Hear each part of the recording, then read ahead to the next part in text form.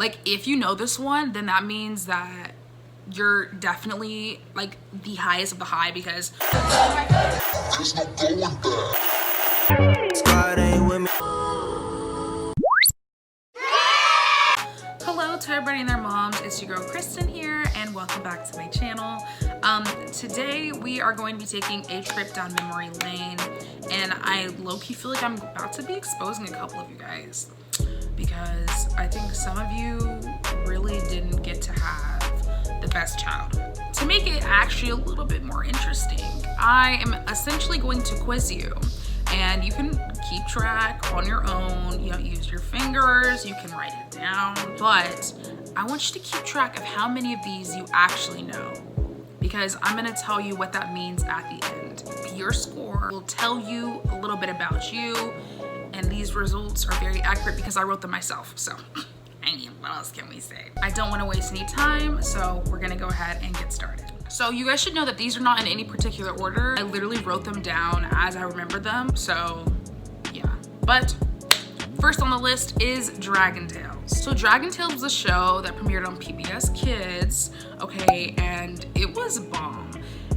We had Emmy and Max, there was Ford, there was Cassie, there was Jack and Wheezy, there was Quetzal or something. The point is, they did a really good job with that show, and it really sparked a lot of, I think, my creativity that I currently have, and it like made me have a really strong imagination. But like, I don't know, it was good, and I really enjoyed it. Next, we have Arthur, okay? So some of you might only know Arthur from the memes you've seen on the internet, okay? Maybe you saw the Arthur's Fist little meme, but the show made several points, okay?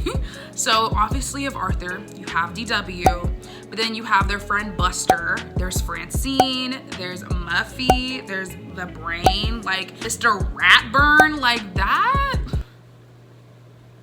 was a good group, okay? Point is, the show was really good. And then they had this little segment like in between the episodes where like it would be like real life examples where they would like teach you how to draw, or like some sort of skill, or like some sort of science thing that like related to the episode, which was really dope. But Arthur is one of those shows that, look, y'all can't sleep on that. Next on this list, we have a lot of PBS Kids classics, not gonna lie. But next on the list is Clifford the Big Red Dog. I loved this show. It was so bizarre, like it was so weird, because I was like, why is this dog so like abnormally large? And then I like thought about it as I got older, and I was like, okay, so Miss Emily Elizabeth's little family, they had a lot of coin. They had a lot of coin if they were able to afford all this stuff. Who's paying for the food for Clifford? Who got him that custom little house for Clifford, okay? I bet there were CEOs, entrepreneurs, self-starters, okay, because how in the world? But I also like the characters in there. They had like T-Bone and like Mac. It was Cleo, the little poodle, and they all have like their prospective owners, whatever, but I don't really care about them that much. Sorry, not sorry. I came for the dogs. I came for the dogs. But the show was really good, and it was one of those like shows where it didn't have to follow the previous episode, which I liked, and every single episode was just really fun, like something that would put you in a good mood. So Clifford the Big Red Dog was always top on my list. Okay, this next one, Cyberchase been moving. Cyberchase. Let me be quiet because it's 1 a.m. I don't know why I'm getting so hyped. If you remember it, you will know that Cyberchase was secretly teaching us math. Like, it was secretly implementing stuff. They had like a whole episode where like they literally went into this world where like everybody was like a triangle or like polygons and like stuff like that. And like literally at the time, I did not know I was being taught math, and it was being like embedded into the point where here I am as like a Girl Scout, like making sales with cookies, and I'm like able to like do quick math in my head because of Cyberchase. And I was like,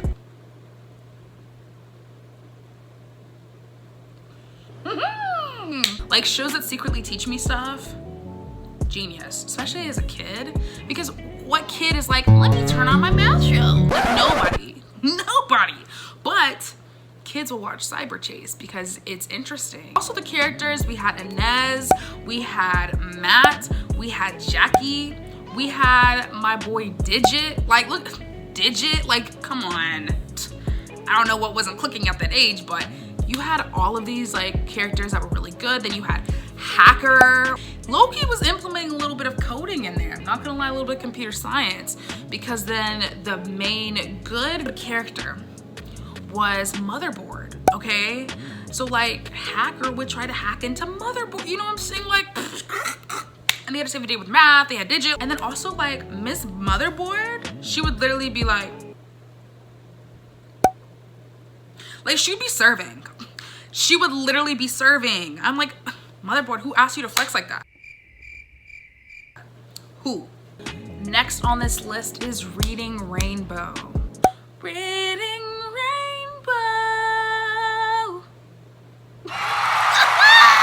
It's still up here, okay? It's still up there. Reading Rainbow was so good. And I actually did a little bit of research and found out that the reason why they made Reading Rainbow was because a lot of kids during the summertime were actually like not reading books. So they made Reading Rainbow so that kids would still be, you know, essentially reading books, because they would have like the words and stuff on the screen when you would watch the show. But it was so that kids would still be able to, you know, not fall behind in terms of their reading and all that kind of stuff, which is so cool. Again, another one of those shows that was teaching you stuff without you knowing. Also, not only was the music great, but the art was great, the host was great. Like, the whole show was put together really, really well. The stories were really great. Did I mention it was great? Next, I have In Between the Lions. In Between the Lions is another show that had to do with reading, and it took place in a library, and like the whole entire title of the show, In Between the Lions, is like when you walk up to an old library and they typically have lions on like both sides like of the stairway. So it's like in between the lions, there's the library. So like it was just a really genius name. They were like puppets, which is fun. It's a show that I genuinely feel in my soul that if you did not get to see that as a kid, like, I'm so sorry. Like, perhaps you were busy watching SpongeBob. Tragic. But may your soul find peace. Next, we have Maya and Miguel. Look. Maya and Miguel is definitely a show that the cool kids watch. Like, definitely a show that the cool kids watch. Maya and Miguel, besides also having another bomb theme song, it was like so good because it taught you about, you know, different cultures. It taught you Spanish. It taught about cultural diversity because Maya and Miguel are living in this town that has different people. Such a great way of storytelling through the show. Again, the characters were likable and I just liked it. Okay, this next one, you guys, this one is definitely like for the elite. Like, I've been saying that, but no, like this one right here. If you've ever heard of Zaboomafoo. Zaboomafoo, okay, with the Krat brothers. Zaboomafoo was such a good show. Like, it taught you a lot about animals. It like really made you interested in wildlife and nature. And the Krat brothers were just like excellent hosts for the show because they were both like very likable, but also like balanced each other out. Like, they weren't like the same personalities as each other. They were spitting facts. They were letting you know all these different things. It was great. Okay, we're almost done. The next one on this list is The Replacements with Todd and Riley. The Replacements, look, I have a distinct memory in my brain whenever I was a child. Okay, my sister and I would get up on Saturday morning, we would turn on the TV, and Replacements would come on. And like, The Replacements was so good. Like, and the thing is, you had to get up in a certain amount of time on Saturday morning. It had to be like before 10 a.m. And it was so entertaining because it's like these kids who like wanted new parents, so they literally replaced their parents, which is crazy. But that's a show that's totally slept on. Like, so slept on. The disrespect. But The Replacements, 10 out of 10. I really wish I could stream this like right now. Like, it was really, really good. And the last show on this list, I genuinely feel like if you know this show, I might have to give you bonus point. Like, if you know this one, then that means that you're definitely like the highest of the high, because only a select amount of people know the show. Like, I promise you. And that show is called Trollz. With a Z. Like, all these characters are like named after gems. Like, there's like Sapphire, and there's like Topaz, and like all sorts of different names. But these girls, okay, are these trolls, but like they were like baddies. Like, they were the it girls, and they would like use their magic, and they'd have to defeat different monsters all the time. Sometimes I would get scared because like the episodes would be that intense. Like, it was just so good. And like, man, the way that this show is actually in the farthest part of my brain, like it is actually hidden, but remembering it brings me joy. So that is my list. Those are my top 10 shows that are so underrated, okay? Now, remember, I told you in the beginning that you were supposed to count. You were supposed to write down how many you knew, and I'm going to tell you what that means. So, if you knew 1 to 3 shows, look, I'm sorry, love. Like, I'm sorry, love. I hate to tell you this, but you may be a cool person. You may be a nice person. You could be the sweetest person. But when it comes to childhood TV shows and your knowledge, nah. If you know 4 to 7, look, I'm not mad at you. I'm not mad at you. I'm actually proud of you. I'm glad that you guys know what good television looks like. Like, wow. You should be very proud of yourself. In fact, take yourself out and treat yourself today. Like, you deserve it. And if you know more than that, let me just say that God has blessed you with something that we call taste.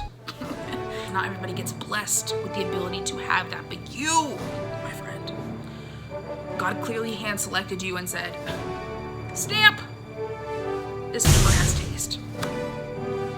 And you should wear that on your sleeve. You are actually meant to succeed in life. You can achieve anything.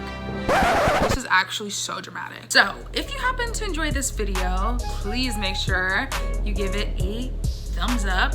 Also, make sure you comment below which category you were in. It's okay, it's a safe zone down there.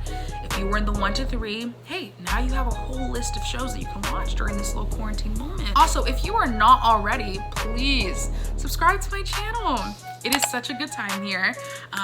I say this in every single video, but when I tell you, I have so much content planned that you're not gonna wanna miss. And that means that you get to see me again and I get to see you again. So it's actually a win-win situation. So I mean, I'm also going to put my weekly subscriber goal on the screen. So if you could help me out, I would really appreciate it. And I'm pretty sure that's everything. So thank you guys so much for watching, and I'll see you in the next one. Bye.